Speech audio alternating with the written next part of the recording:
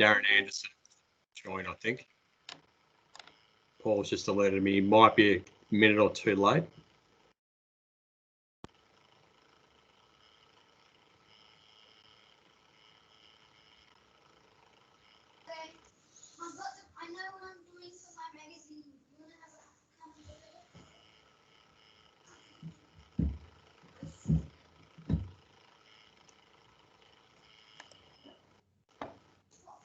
All right, well, I think we might get started.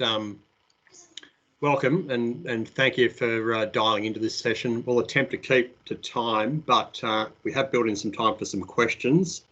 So please add them into the chat function as we go.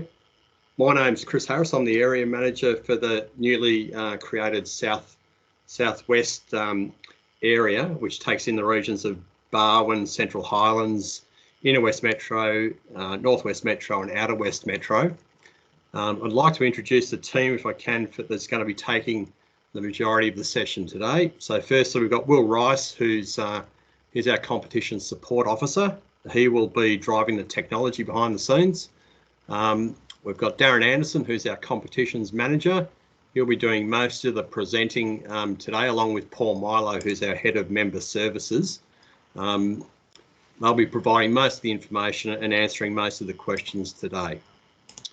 We also have several of our Cricket Victoria field staff on board, namely Dan Trevian, who's our cricket manager for the Southwest area, and also Carl Main, who's our cricket officer, our club officer, sorry, I should say.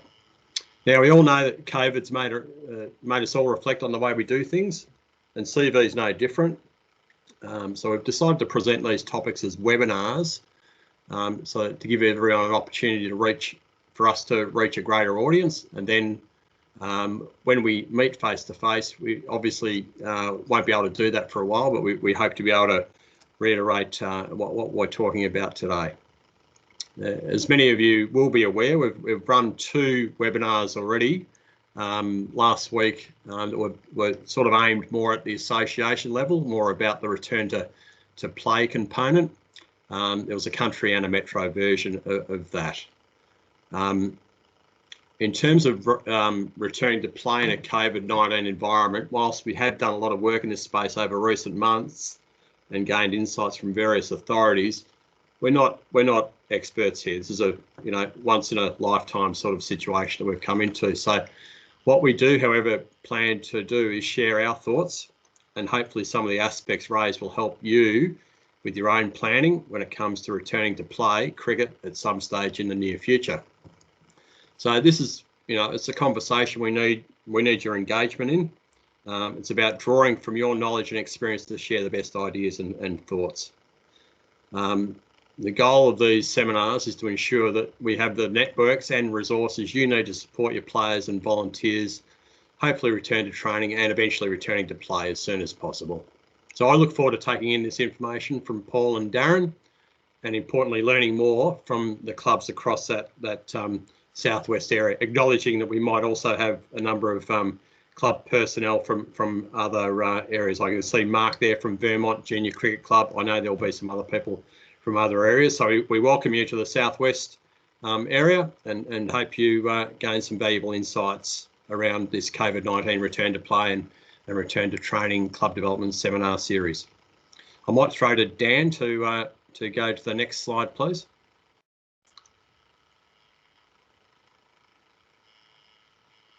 Will, have you got that? Yep, beautiful, thank you. Terrific, thanks Harry. Quick one from me and us on behalf of Cricket Victoria.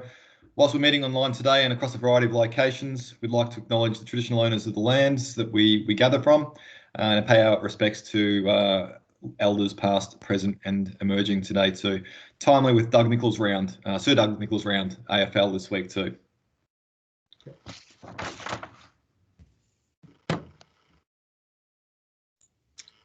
Okay, Will, throw to the next one, please, mate. I'm just going to look after a few housekeeping items for us all. So we just ask that if you could please remain on mute during the session, keep your video off, which just helps with some of the internet connection. And questions are encouraged throughout the session, and we ask that you use the chat function for that. So if you just hover over your screen, towards the bottom, it should bring up 3 dots and then a little message icon. I know a number of people have introduced themselves in the chat, so feel free to do that to get familiar with the platform. And the session is being recorded so that we can pop it up on the Cricket Victoria website if anyone wasn't able to make it today. I'm going to throw over to Paul Milo, who's going to kick us off with the session. Thanks, Carl. Thanks, Chris, Daniel as well.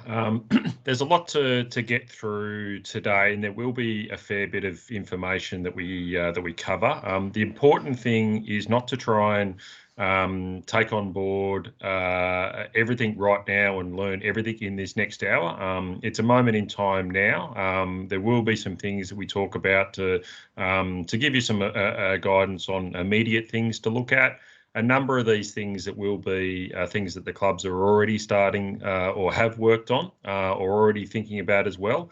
Hopefully it either reinforces that you're on the right track or gives you a couple of ideas to work on it. And we will try and break it down to say, look, these are some immediate things that you should be doing. Things like the actual match day, we'll touch on that later, but there are protocols that are coming from Cricket Australia. But again, match day is a couple of months away, so we won't get sort of too hung up on the detail there, but it's about what are the priorities. So we'll sort of break it down into where we've come from the last few months, which gets us to where we're at now, the focus and appreciating people from metro and country areas, but there'll be similarities to what we're talking about with an exercise perspective. Definitely put the questions in the chat, even if they're questions that might be answered through the webinar, put them in there. So we'll make sure that we monitor those, and we've got a few people monitoring. But the focus we're going to have on is about financial, the impacts and ideas there. What a training night would need to look at, and some of the things that are going to come down the pipeline in relation to match day as well. So we'll also touch on there's a couple of websites that have got all the material that you'll need at this point in time, and we'll touch on those as well. So to sort of want to touch on now the background where we've come from to get us to our point of where we're at today. So in terms of the work that we've done is that we've worked with when COVID hit. I'll just flick over, Will, to the next slide. When COVID hit the shores, what we needed to do was to respond right across everything that we do. Home life, work life, but sport was no different. So Sport Australia, as an organisation that helps to be a link to government nationally, they provided a lot of fantastic advice. They broke it down for what was needed from a high performance environment, which is what a lot of the protocols, and we'll touch on this later, what you see on TV is protocols that are different to a local level. And that's a big thing that we're going to need to I guess, educate our players, educate volunteers and people that are watching either the AFL or they're watching an ICC tournament. They're watching England playing against West Indies, and they're seeing things that happen, and it might be different to what happens at a local level, because obviously there's different protocols that are at high performance and community. So we've taken, with advice from Cricket Australia and advice from Sport Australia, that advice has been based on medical expertise and also understanding what's required at a local level. We've taken that part of it to then get sign off from the state government as to what our return to train and play protocols will be. Each state sporting association needed to do that to, I guess, get a bit of a tick from the state government to say, yes, your plans are on the right track to enable you to operate in a COVID environment. So it was a lengthy process that we needed to go through, but that allowed us to get the initial tick off, which led to the return to train and play document being formulated. That kept changing with the state government advice that came in. As we know, living in Victoria, there's been quite a few changes along the way, and every time there was a change that impacted how cricket could be played. We know at one stage that cricket was able to be played as a non-contact sport in the past couple of months. But that as it was about to get started in winter competitions, particularly in Melbourne, that got shut down. So we had the sort of the plans there ready to go. They're on hold at the moment as we wait for the restrictions to be lifted again down the track. But the current version of that document is on the Cricket Victoria website on the homepage. You can find that as to what almost what the advice was before we got put into the restrictions we're in now. And we'll touch on those restrictions that we're in now, be it in Melbourne or in regional Victoria. Our advice is that we're not recommending, because the state government have actually not recommended and have put a line through playing and training for any sport. So and the state government advice to that is that the intent of exercise is not training for cricket, because if we were to open that up, that would be about training for every sport, and people could go down to the nets or go down and have a kick of the footy or kick the soccer ball, and just at the moment that's not something that we're advocating, not something that we're recommending. We're recommending people exercise and get fit, but not to run quasi training sessions and promote getting down to the nets while we're in lockdown. Our priority has got to be keeping the community safe, not helping to spread the disease. So that the question that's come through, that is a blanket state government position as to no training for sport, be it country or metro. So we're certainly supportive of that. There's extra restrictions in Melbourne about how many people can exercise together, and also the extra restrictions in Melbourne about the curfew, but the state government protocols are not to train for sport. So that's our current position. We've got to prioritise trying to get the summer of cricket up and running, and the more we can do as a society to try and do our part will help us get to that point. So that's a position that state sports have taken under advisement from the state government. So we check state government's advice. We meet with them every week, promoted the grants available through state government. There were 700 clubs that benefited from, which was great. So they're the sort of things we're doing in the background. The insurance is in place. There's no change to the insurance there. A certificate of currency is a technical issue at the moment about getting them, but they'll be available for clubs to provide that to councils for access to the facility. There's also a note on the Marsh website. So if you go to Marsh, is what was a JLT Sport. A lot of people will know JLT as the insurers for cricket. They're now under the Marsh umbrella. But on the Marsh Insurance website, there's I think it's a 2-pager, but it's a one document that talks about some of the frequently asked questions about insurance. If council needs evidence that the insurance is still in place, you can grab that from the Marsh website as well. So they're the sort of things we've been doing in the background. I might now hand it over to Darren to run through the presentation, but please, as I said, put the questions in the chat, and we'll continue to monitor those as we go. Yeah, thanks, Paul, and good afternoon, everyone. As Chris mentioned at the start, last week we had over 120 representatives from Metro and Country Victoria join us for our association-specific webinars. Broadly speaking, we covered off on the following areas: start dates. Technically, we could start on the 3rd of October, but obviously with the restrictions and all that, there's a few things that would need to be considered, specifically around preparation time for turf wickets, given that a number of local councils have stood down their ground staff, given that they're not considered essential workers.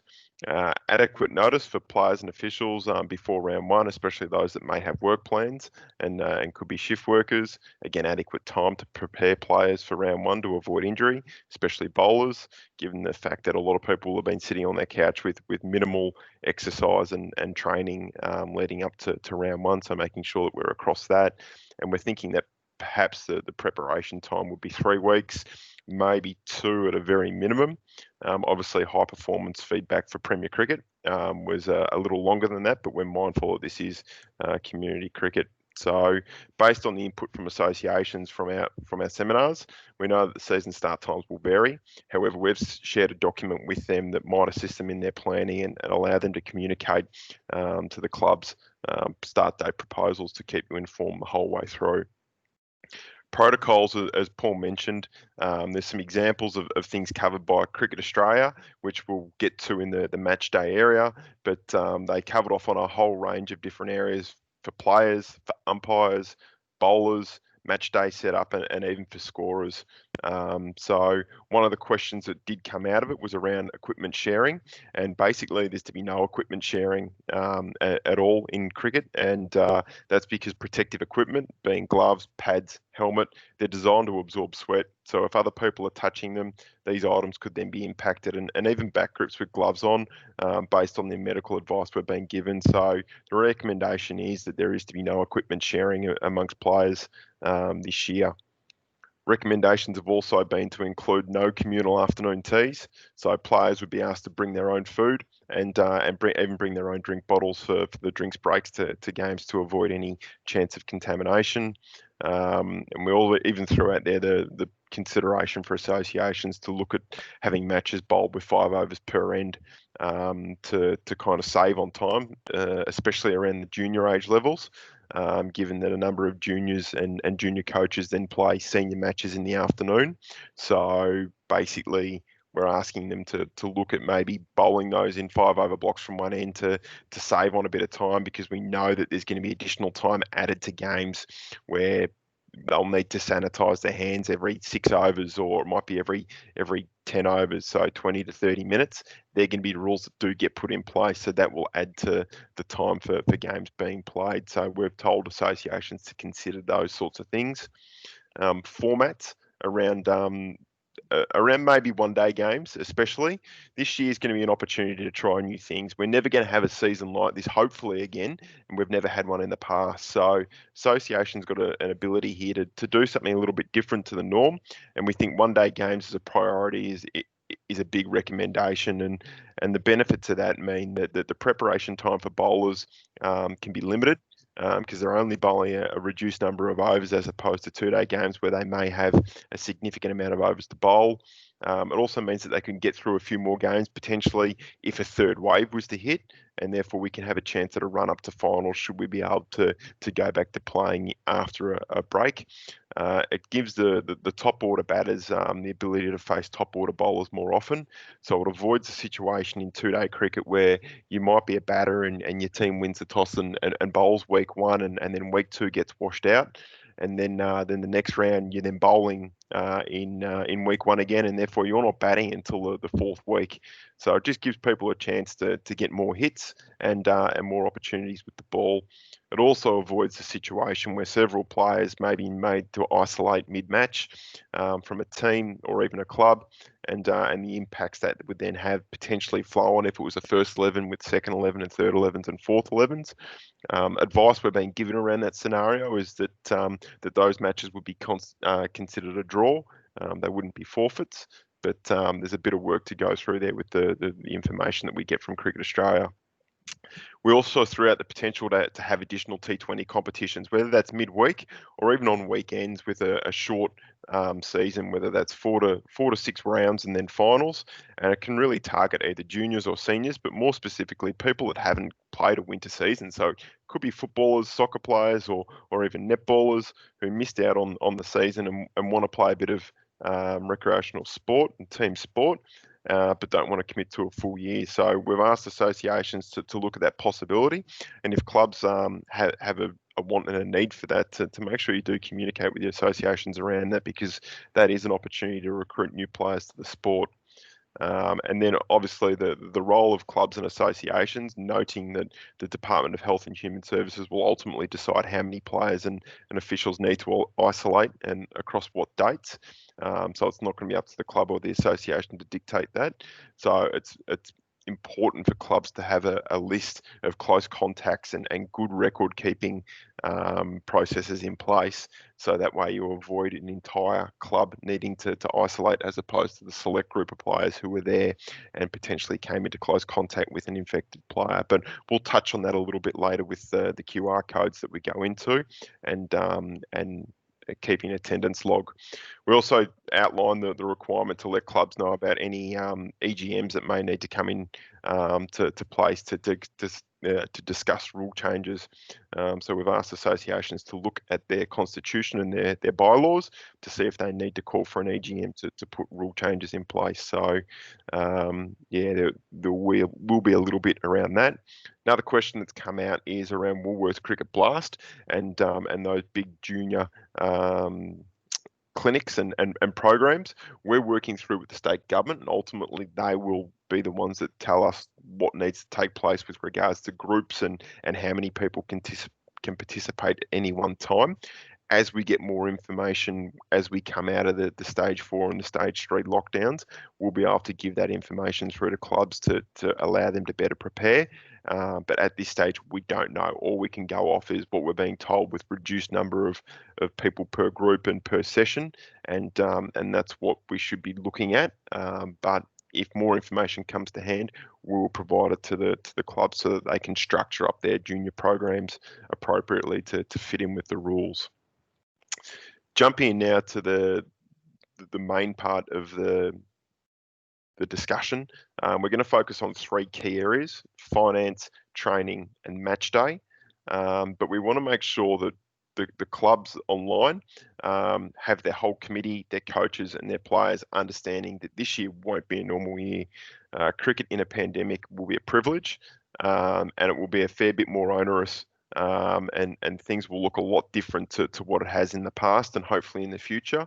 So I don't expect the normal Saturday afternoon or the Saturday morning or Friday night when you're rolling up to play. There'll be a number of different changes that aren't normal to what a lot of players and volunteers have previously experienced. Jump into the financial aspect, and what we'll do is we'll go through these first 2 key areas, being financial and training, and we'll ask for questions. And then what we'll need to do is work through basically the answers to any suggestions and questions people have, and then we'll go into match day. But finance, a few of the key things to look at would be COVID equipment and supplies. Cricket Australia has set up the Return to Cricket website, which allows clubs to jump on and purchase signage, purchase products, packs if they want to buy packs or individual items. I think one of the team members will update a bit later a bit of a link to a YouTube video from Frankston Peninsula who have got their signs and all that. But we're really stressing for clubs to be across this early and understand what they need. Speak with their local council, or if you use school grounds, speak with the school around the requirements for cleaning, what supplies need to be done and how often. Talk with potential new sponsors, ones that haven't been impacted by COVID, to see whether or not you can tie in their sponsorship deal to equipment, whether it's for players or signage, sandwich boards and those sorts of things to promote their companies, but also assist the clubs as well. And then even your winter and co-tenants about sharing of the signage costs, or similar to what happens with alcohol and soft drinks and food at the end of the season, where there's a handover with the winter tenant. You can do the same with excess sanitizer if that's required, because no doubt they're going to be requiring it throughout their season next winter. When it comes to cash flow and budgets, making sure clubs have got an ongoing assessment for the extra costs that are going to be involved with running cricket this year, and potentially the reduced revenue, whether or not that be through less sponsors or reduced number of people playing, or even the reduced capacity of players to be able to pay full subs. So make sure you're constantly going through your budgets and working through that and having a bit of an understanding of what would be required. Talking with your existing sponsors and trying to work out ways to maximise their promotion, whether that's through your social media channels, whether they host a webinar similar to this for your members to promote their products, if that's what they sell, have sponsorship sale rebates at their stores, or direct membership and ground signage, or even utilising apparel if that's what you want to go down. Look at fundraising and grants. There's a number of different options to the traditional ground events that you can do, whether or not they're online games that you have as opposed to at the actual venue itself, or prioritise exploring grants and keep an eye out for the upcoming round of the grassroots community grants from Cricket Australia, which are coming up. And keep an eye on the state government websites. I believe that there is currently a shade grant at the moment available for clubs, which might be a requirement with needing to separate groups on match days and that as well. Thinking about your functions and your social events, maybe not hosting dinners and big elaborate events like that. Consider your liquor licensing, whether or not you've got a booth license as part of your current license, and making sure you're aware of the requirements around that, whether it's times or your red line. But coming up with different ideas, because we're not going to be able to gather for social functions like we have in the past. Think about your apparel. Do you really need new apparel this year? Extra player, family costs. You might get stuck with excess gear. Really consider whether or not there is a need for that this season. And then the big one is balls. You might need extra training balls, whether or not that is for a Tuesday night, Thursday night match. You may not need the full stock for summer in case the season's shortened. Talk with your local retailers. We know Kookaburra have plenty of cheaper training balls and second-hand or reject balls, as they're called, available. So thinking about that. When it comes to your player base, you might have less players. They might not be able to afford it. They might be worried about the season. So whether or not you can look at hardship discounts and all that through your clubs. They may need to work on Saturdays to recoup a bit of income that they may have lost. So that's where we were talking about that midweek T20 competition, or whether it's a Sunday team where they might be able to play. Talk with your playing group and then communicate with your association about what your needs are as a club. And then if they're worried about COVID, just reassure them and their families that CV, your local association, the club have got quality plans in place to ensure that you're minimising any risk around that. If you've got new players who haven't played for a while, or as we mentioned, the winter sports, that 6-week T20 comp, whether it's a Saturday, it's a Sunday or midweek, might be the ideal option. When it comes to player coach payments, if the season's shortened, make sure you protect your club. Make sure you've got a contract that is there and the wording's there to protect your club in case the season doesn't go ahead.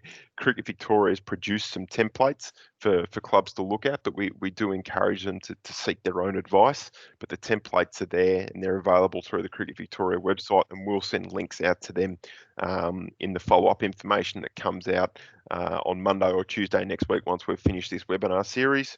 And then with regards to the no sharing of playing equipment, whether or not there is a season loan to junior players or senior players that may not have equipment, a lot of clubs do still have kits of equipment that they have, whether it's at training or within their club rooms, and you might need to pull that out and offer them as season rentals to some players.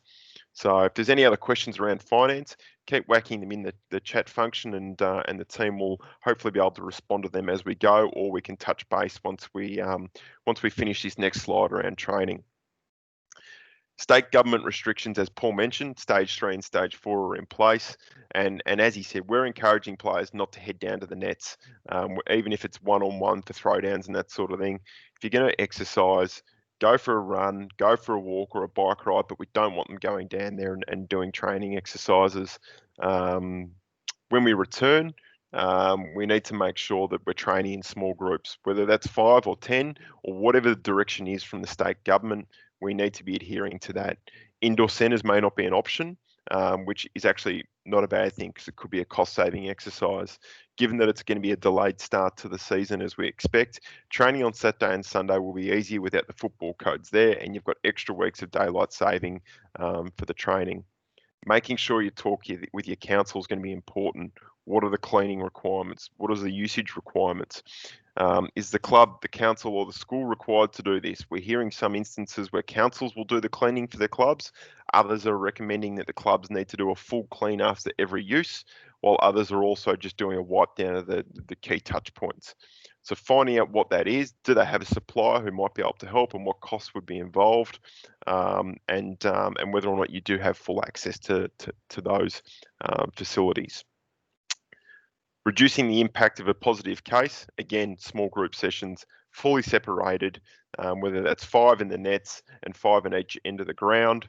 You might even consider perhaps the 1s and the 3s on the same night of training and the 2s and the 4s on a different night. If you've got a bigger playing base, it might mean that it's only 1 night of training per week, or you're cutting down the amount of sessions involved.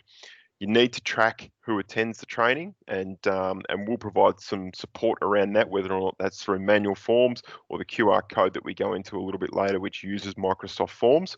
But there's a really good example up in Queensland of a rugby club who did have a positive case, and because they were able to keep a really good record of who was attending various sessions, and they were in small groups, they were then able to provide that to the local authorities to say who would have been in close contact, and they were able to avoid a situation where the entire club and potentially other clubs that they'd played against were then forced to isolate, and it was only the small group of players that were in close contact with that player when they became infected.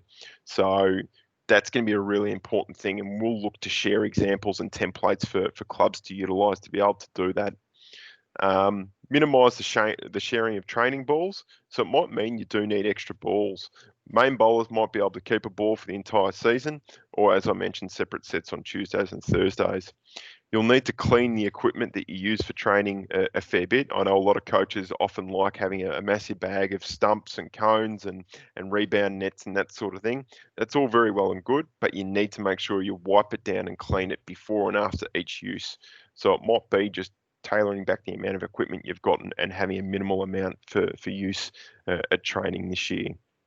Venue access, maybe consider toilet access only on training nights to remove the chances of infection, but also remove the need to constantly clean and the time that would then come in for volunteers. So the big focus I think this year should be get in, train, get out, and don't hang around and force more requirements on volunteers.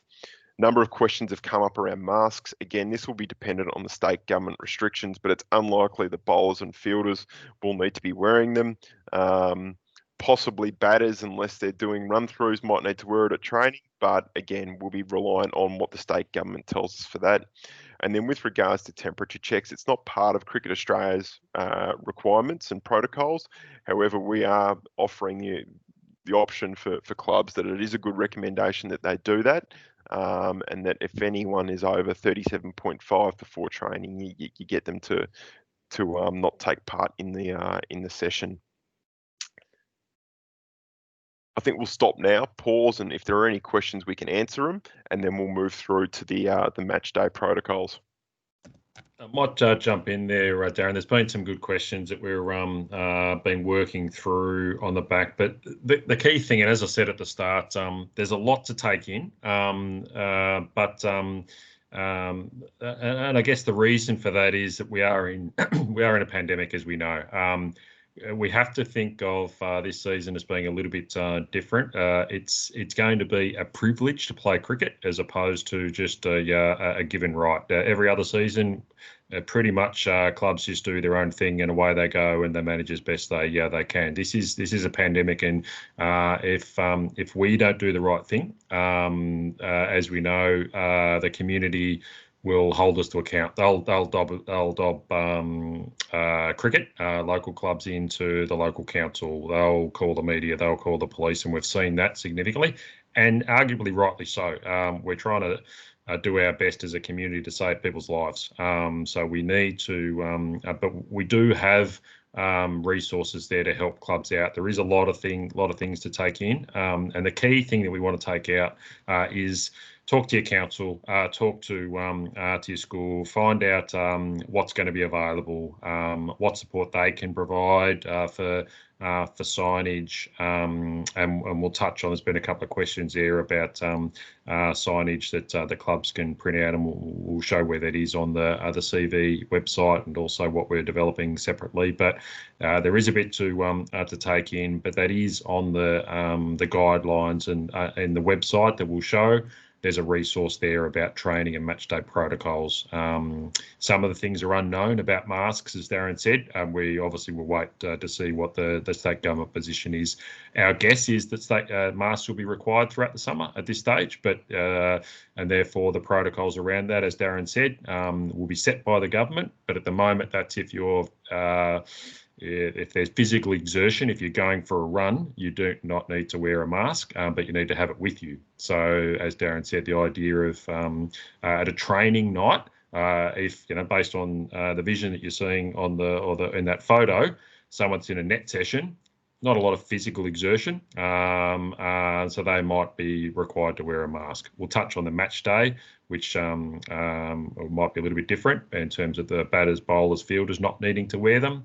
Everyone else who's umpires, volunteers might, but that's again based on state government protocols when they're set down. So the big thing at the moment is to reach out to your council, reach out to your school, and have a look at the other resources on the CV website for some ideas. Yep, so what we might do, I think we've got a lot of the questions. Just having a look at that one there. Yep, net trainer given batters normally pick up the ball, throw back to the bowler. Should this be discouraged under circumstances? Yeah, look, anything that that minimises the contact. So as Darren said, the minimising. We've all been to training where you're sharing a ball, you're waxing between two, whatever it's however it's termed at your club. We've got to try and minimise that, which might be, as Darren said, getting some extra cheaper training balls. Whoever your supplier is and your retailer, having a chat to them. But I know Kookaburra have got a lot of suppliers there. Jeff's talking about a number of suppliers offering masks with club logos. Fantastic, because our gut feel is that they're definitely going to be required. There was a question we can cover on it now to make sure that we do from, it was about digital signage. There is signage that's available on the CV website, and there is a template of an example that clubs could actually develop their own QR codes, and it's quite easy for a club to do that you could print out locally as well. So we will touch on that when we get to that presentation. But we'll keep trying to monitor the questions as they go and try and make sure we answer all of them along the way. There was a comment there from Mark about workarounds for helmets and disinfecting. The feedback that we're getting is the level of disinfecting to prevent sweat transfer is more significant than a wipe through of a pad or a helmet. That's again based on medical advice. The other advice about helmets is ideally it should be that people have their own helmet that's fitted for them, because that's the safest solution. We understand that people don't have all of the equipment, but we're also talking about playing a sport in a pandemic, and the more that people, and that's why we're raising these things now. At my local club, the juniors have kit bags and they're wheeled out to every game, and anyone who wants to use them. What it might be is that one player takes a borrowed helmet for the entire season. So it's not just brought to the game and they use whatever's equipment that's there. So these are some of the things that we will need to be conscious of, and the medical advice is we can't share, and wearing a head cover under a helmet doesn't do the job as well based on the medical advice. So there will certainly be an extra push for people to have their own helmets this season. Yep. What we'll do is we'll jump into the match day considerations now. Obviously, this will be one that a lot of people will have seen and a lot of heard a few things about. But ultimately, the associations are the ones that confirm the match day regulations. What the pleasing thing is that in our webinars with them, they've asked Cricket Victoria to provide recommendations and a lead so that they can then adopt them with a unified approach. So it seems like the same things for everyone. And Cricket Australia will be releasing their recommendations in the next day or so. Again, we ask clubs to make sure you check with your councils about the requirements, and if anything, make sure that your COVID officer is on hand when you do check up with your councils, and if it's with local schools, to ensure they've got plans in place and you can adhere to them. Players will be required to have frequent sanitising of their hands. Captain will be wiping the ball down at regular intervals, and as we said, players to bring their own food and drinks or buy at the canteen. Bowlers will be required to place their jumper and cap, if need be, at a designated place when bowling, not giving it to the umpires. Umpires are not to touch the ball or hold players' jumpers or caps or sunglasses or anything like that. They may be required to carry hand sanitizer to reduce the time with the players going off the field every 6 or so overs, and antibacterial wipes for the captain to wipe the ball regularly. More information will come out from Cricket Australia about that, and then coin toss by the person who produces the coin. So gone are the days where the umpire had the coin and handed it to the home captain. It's whoever has the coin flips the coin. Scorers, ideal scenario, teams get selected on MyCricket before play, and the same scorers are used throughout the entire day, with the best option being via rescoring. However, we're mindful that that's not always possible, especially at lower 11s. So where extra scorers are needed, whether that's for the iPad or the manual scorebook, ensuring that the iPad is wiped down and any pens are also wiped down before providing it to the next person, or players could bring their own pen. And what we've suggested is that at the end of the day, taking a photo of the scorebook to send through to the person that uploads them into MyCricket if they're doing it manually, as opposed to handing the scorebook over to someone. Volunteers, making sure that cleaning duties are undertaken, and whilst also maintaining social distance and wearing masks. Spectators, the potential for them to have to check in, similar to players and officials, and volunteers, and they'd need to maintain a social distance, remembering that as Paul mentioned, that the local public will more than likely report clubs to the council or even the media if they're seen to be doing the wrong thing. General public should be encouraged not to congregate near players and officials, and at least adhere to the state government directions. We know this is difficult to deal with, and if it does become an issue, contact the council or even the police if it becomes a major concern. But the priority is the health and safety of the players, the volunteers and the community. At the venue, signage should be in place. Consider how to best minimise access to the facility, whether or not that means players leave their bags at their car or 2 metres apart from another bag. Food and drink, again, no communal afternoon teas and BYO drink bottles with players' names on them. After the match, this is going to be a tough one for a lot of local community clubs and competitions and players. It's that 1.5 metre social distancing and minimising the number of people to standing in groups. We know when local football was mooted to be returning that the requirement was no more than 10 people in a group, whilst maintaining that 1.5 metre social distancing. So we're not going to be able to have all players from both teams in a big group talking. It's making sure that people are separated and doing the right things.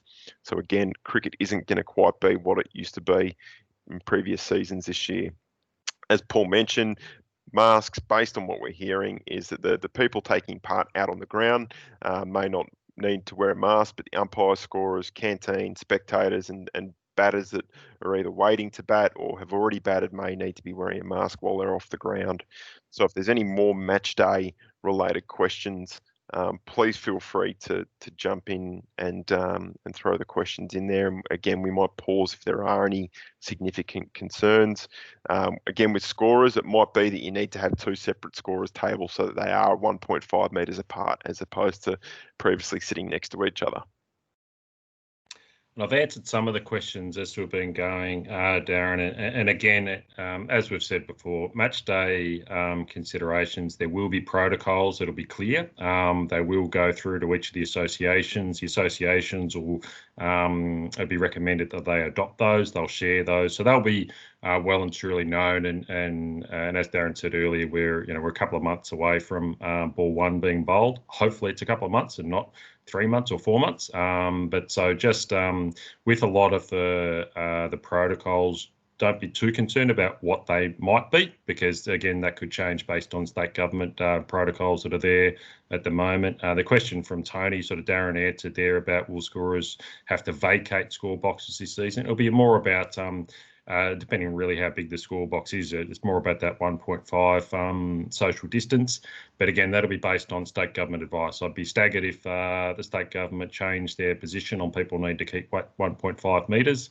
So assuming that they do, if it's a score box, it's you can't be more than 1.5 metres away from the other person, you'll need to find somewhere else. But if you can and do that safely, a lot of clubs, obviously, especially for juniors, but all and probably for they will for seniors as well. But they'll set up tables, and often that's one table. but you're sitting right next to the extra person. So that idea of having 2 tables is something to keep in mind. That's probably likely for scorers. But if you start thinking about those sort of things now, as to 2 scorers, yep, can't be within 1.5. We're going to need 2 tables. Do we have 2 tables? Do we have, let's start to sort of think about borrowing another table, or how we're going to actually do that. But it's just starting to think about, there will be some protocols there, but not needing to know what the answers are yet, because they're still coming. And with Rod's question around when a wicket's taken, returning the ball to the umpire, that will be addressed in the information that comes out from Cricket Australia. But at this stage, it will be the players, either who takes the catch or who has the ball, returns the ball to the ground and places it next to the stumps at the bowling end. So that way the umpire doesn't touch the ball.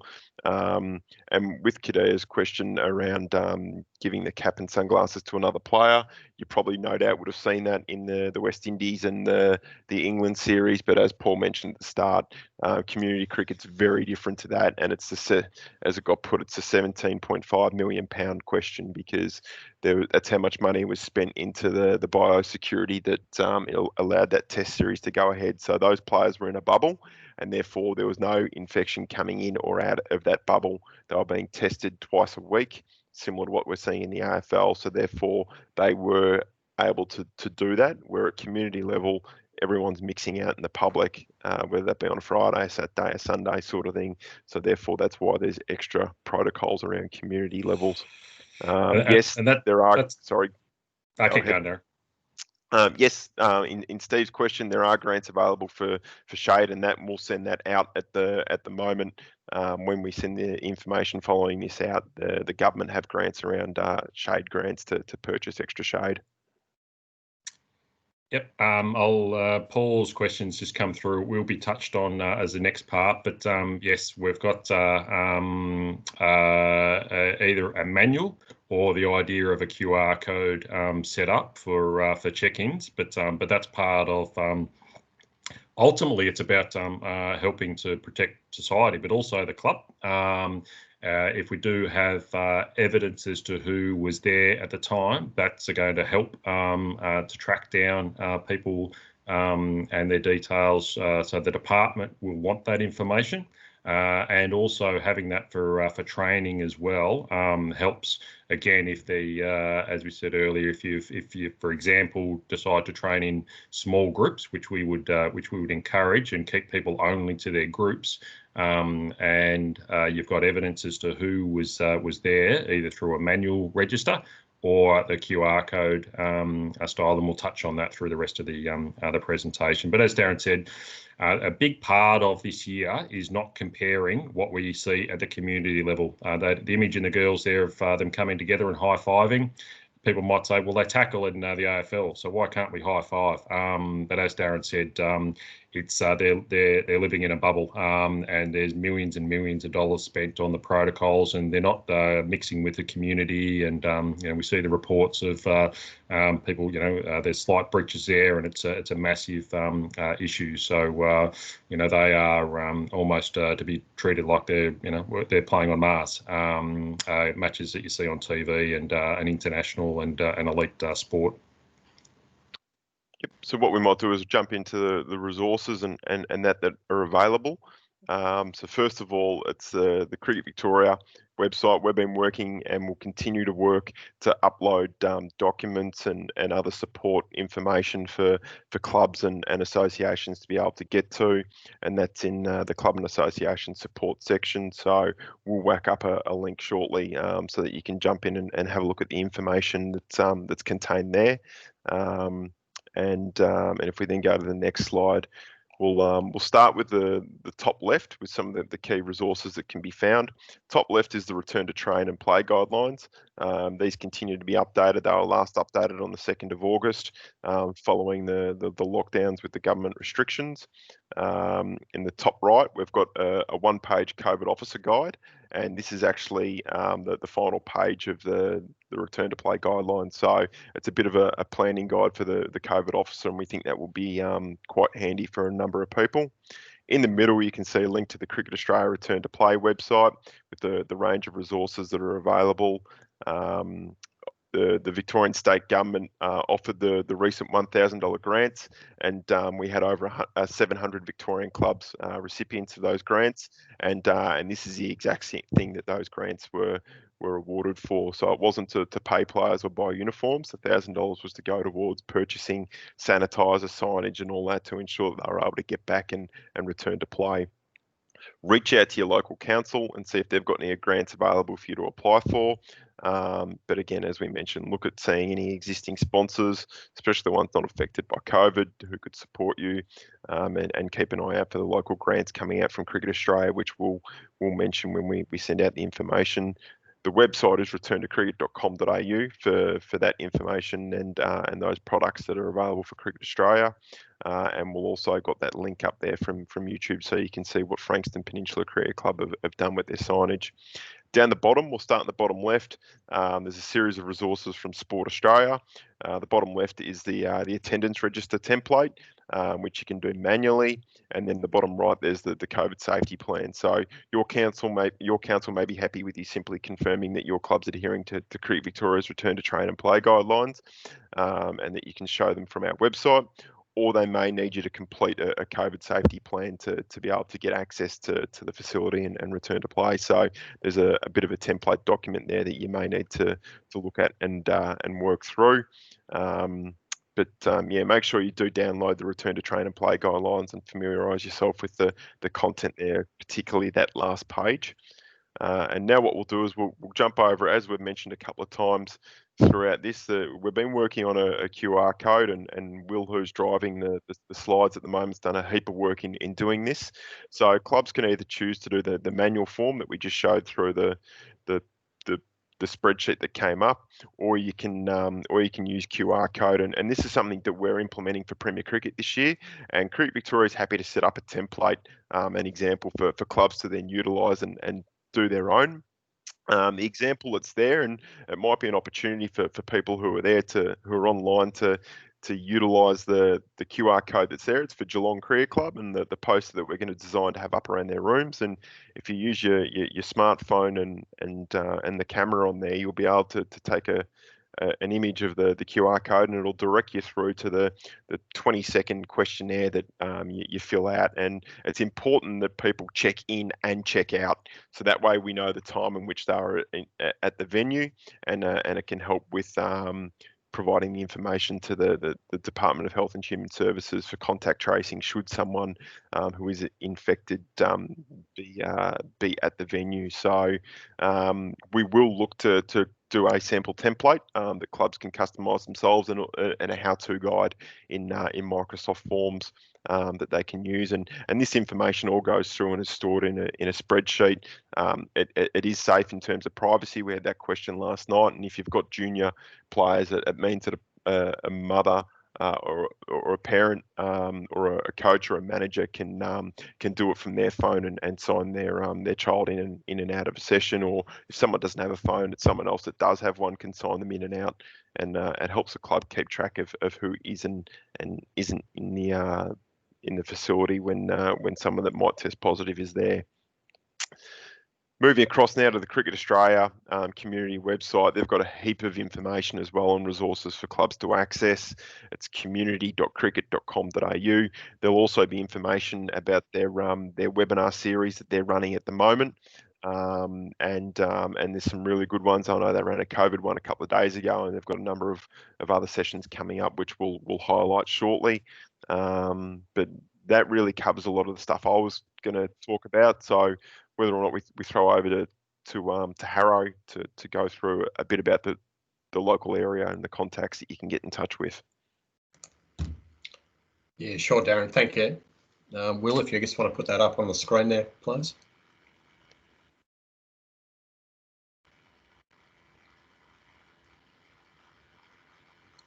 Flick. You got it there, Will? Flick up to the next one, please.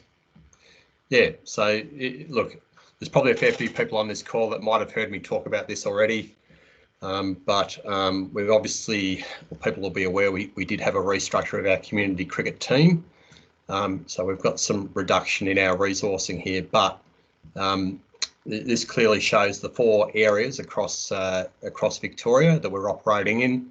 With my team there, you can see our friendly faces down the bottom left-hand corner there, operating across those 5 regions. So all these people are really experienced. The vast majority of them have got a club background as well, as in they're either coaches or they've been on committees or are currently on committees. So it's a very experienced team that are working very cohesively with our engine room group, which Paul and Darren are a part of there. Maybe go to the next slide there, Will.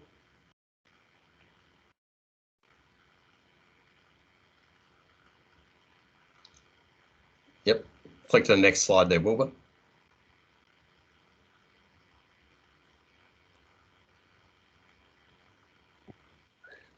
And then across here, we've got our coach and talent specialists, which across the southwest, Shane Cooper, I believe, is online here as well.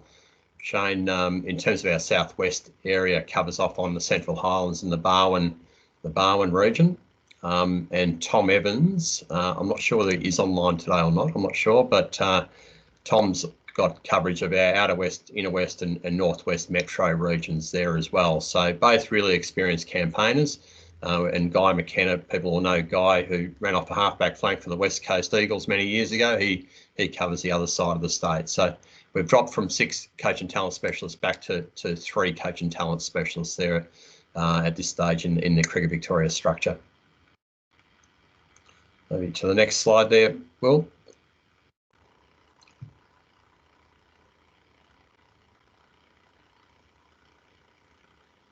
Yeah, there, Will.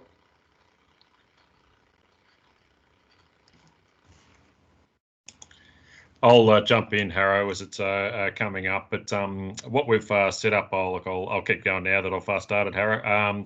So we've set up 3 small sub-teams within the head office there to support. So on the left, Darren Will is competition management. So things like rules, regulations, obviously the support for COVID and guidance. So running these sort of webinars. So the 3 sort of teams, one is focusing on the on-field, what it looks like on the ground. Middle team on off-field, so member protection, safeguarding children, etc. Policies, and also in that participation side to look at sustainable club-based participation. The headings across the top really focus on association and club support across the board, but that's a sort of what we call as almost the engine room, providing support out to the field. So through to the next slide, Will. The webinars that we have been running so far, there's links up to the webinars, and some of the people would have already been on the webinars that the guys have run, but based on volunteering and also raising revenue. So there's a link there to those recent webinars. For those who didn't make it, you can actually watch them. Some of the information we spoke about with the raising revenue in a COVID environment was covered in that workshop as well. And we do have a couple more webinars coming up, so which is on that the same site. You can register for the upcoming webinars when they get set up as well, which is the we'll be running more return to train, but also about child safety. School to club transition, growing cricket for girls. Once that comes up on the screen, you'll see those extra webinars as well. But yeah, you can register via the club development series website as that comes up. That was all we really wanted to cover in our sessions. Darren or Chris, if you've got any further comments, or if there's been any last-minute questions that have been added to the mix, and we appreciate that it's getting sort of close to the 2 o'clock time frame. So if others have got to jump off to go to another meeting or get some late lunch, feel free to jump off now. But for those that wanted to hang around for a couple more minutes, we'll answer any final questions as they come through. So Will's also just putting a survey link in there as well, which would appreciate some feedback to it. But was there any last minute questions, Darren or Chris, that we think we needed to cover off on? No, it's just the case. We'll send an email out to every attendee during these club sessions next week, to give you an update. Obviously, some questions will come out of the 2 remaining sessions that we've got and that we had last night that may not have been addressed in this. So that way you're across all the information that that people are asking. So the question that just came through there: are we not allowed to use sweat to shine the ball?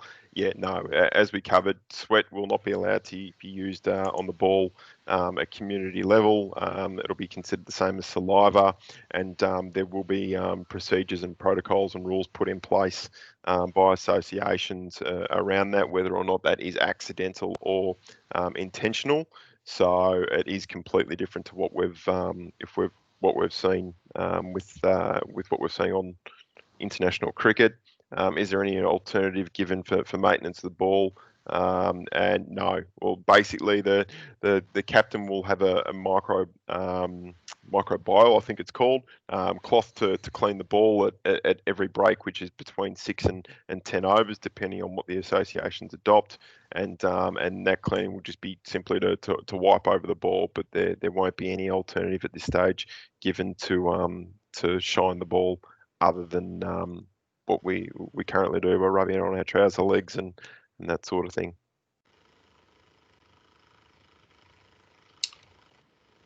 Not great news for swing bowlers. No. But as we said earlier, this is a unique year. It might be the only year that we have to put up with some heartache and some hardships, and I'm sure the bowlers will just reconfirm that it's a batter's game. And so this is another example of why it makes it hard for the bowlers. But this is a privilege to play cricket, and let's do what we can to comply with the rules. And yes, there'll be some hardships, but if we're all in it together, we'll sort of get through the season. Yep, and it's just be happy to be out there playing. It's been a tough few months sitting at home and that, so being able to go out there and play, it'll be good. So whether or not it's ideal and what you're expecting, let's just enjoy a season if and when we do get out there. Yeah, I concur with that, Darren. I think look, on behalf of the Southwest area, Darren and Paul and Will, thank you very much. Really appreciate that presentation. Really appreciate everyone's contribution in there with some questions and comments and what have you. So and some very positive feedback coming through there on the feed as well. So thanks very much for that. I know you've been doing a heap of these, and you guys are the gurus. You're picking up all that information. From our point of view, Dan Trevian's the one that's really been closely following this in the Southwest as well. So he will be our main contact around that, but both Carl and myself obviously have got a fairly close understanding of all of this as well. So anyway, thank you very much. I appreciate everyone's attendance, and let's fingers crossed that we can get ourselves away for a cricket season this year. Thanks all. Thanks, guys. Thank you. Thanks again, Darren. Thanks, Paul.